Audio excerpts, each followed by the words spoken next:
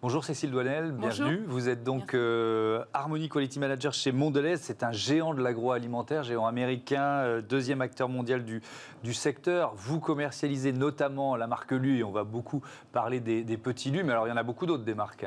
Absolument, on est numéro 1 du biscuit en France et toutes ces marques, on les connaît.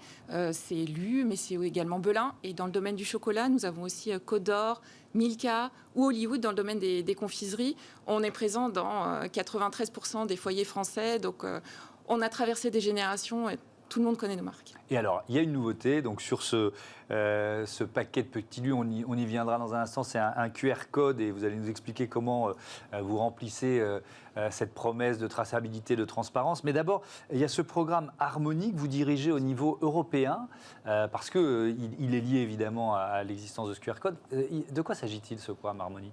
Alors notre programme Harmony, c'est notre programme de développement durable sur notre premier ingrédient qui est le blé, à l'échelle européenne. Il est né en France en 2008 autour de Nantes, notre usine de l'Aille-Foissière qui produit le véritable petit beurre avec 68 agriculteurs.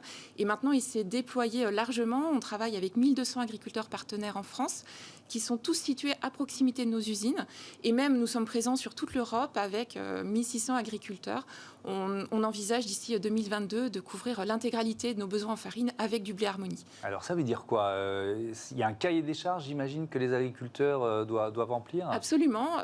Les agriculteurs sont engagés à appliquer un cahier des charges très précis de 35 pratiques agricoles vertueuses qui protègent mieux l'environnement et également la biodiversité. Donc nous avons pour objectif de notamment réduire nos émissions de gaz à effet de serre avec une approche très raisonnée de la fertilisation.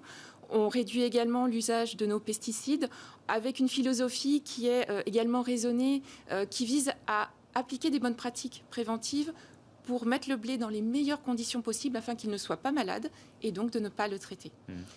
Et nos agriculteurs sont aussi engagés à protéger la biodiversité locale puisqu'ils consacrent 3% de la surface de leur champ de blé pour planter des jachères mellifères. Donc, ils sont très riches en espèces de fleurs qui vont fournir du nectar, mais aussi de l'habitat pour les pollinisateurs. Alors, ça ne veut pas dire pour autant qu'on est dans une filière bio et que le sigle bio s'affiche. Elle est où la différence ?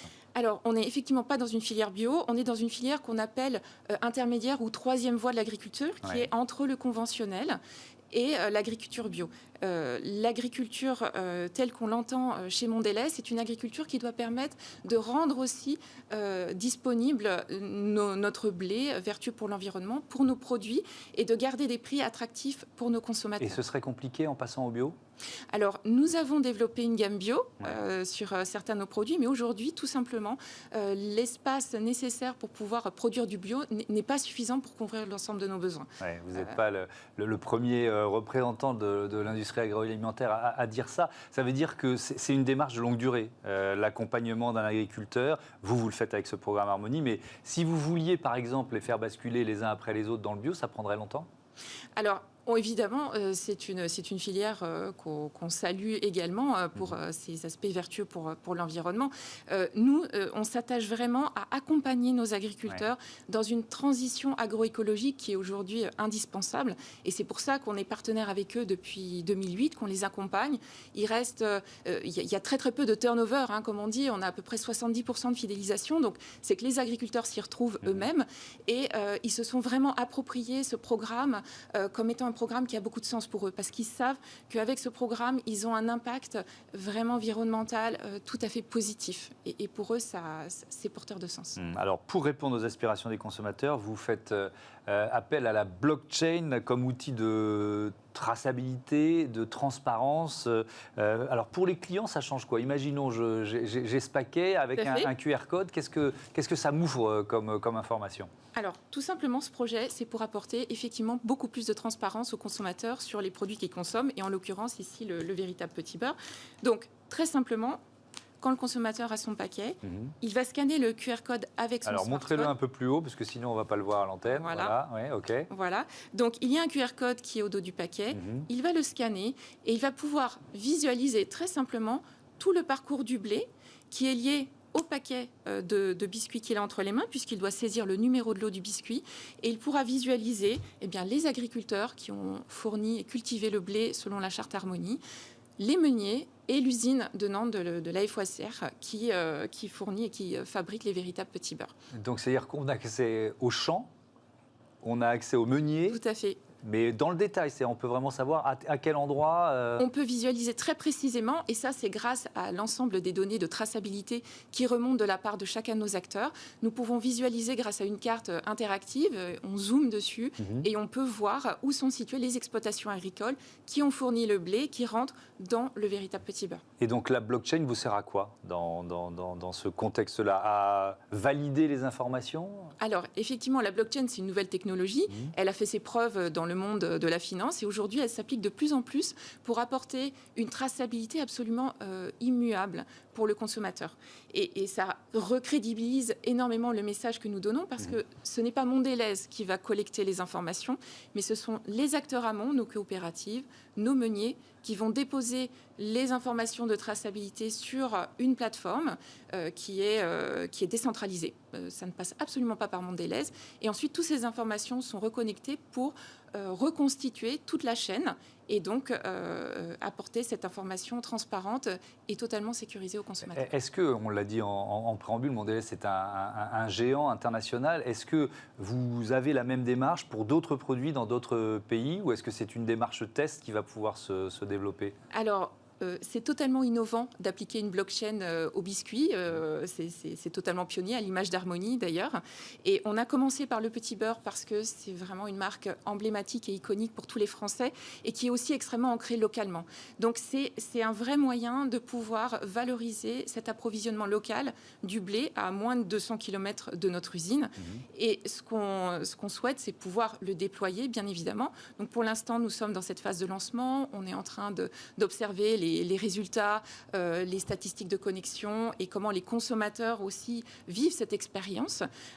On a des résultats très, très encourageants d'ailleurs. Les consommateurs qui remplissent une petite étude à la fin de l'application web dans laquelle ils sont connectés nous donnent des témoignages extrêmement positifs et encourageants sur le bien fondé de cette opération et de la valeur ajoutée que ça leur apporte et de la réassurance qu'ils ont.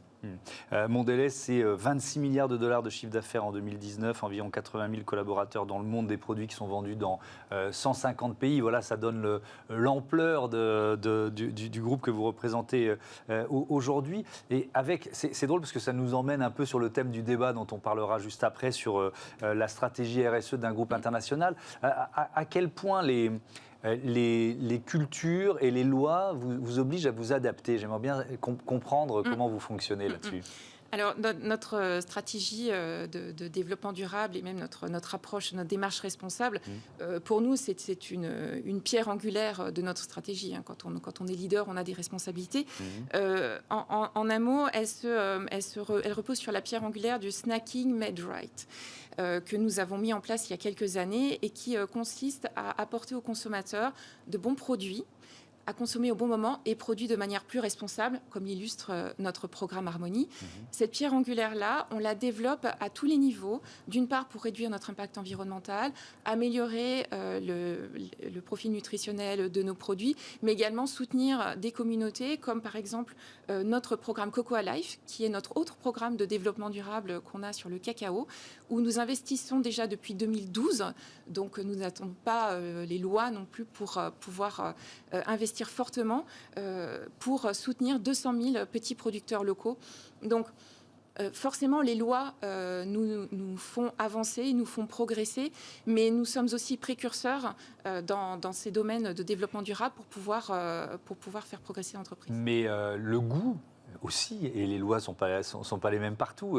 Est-ce que vous diriez qu'on mange plus sain en France qu'ailleurs?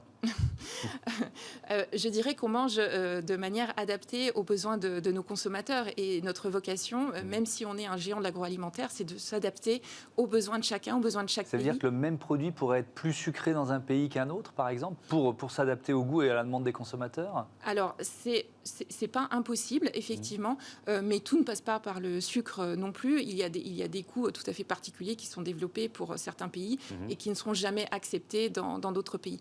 Donc, nous sommes un un géant de l'agroalimentaire, certes, mais nous sommes absolument adaptés à l'échelle locale aux attentes de nos consommateurs. Merci Cécile Douanel, à bientôt sur Bismarck. Merci. Tout de suite donc notre débat sur la stratégie RSE d'un groupe international.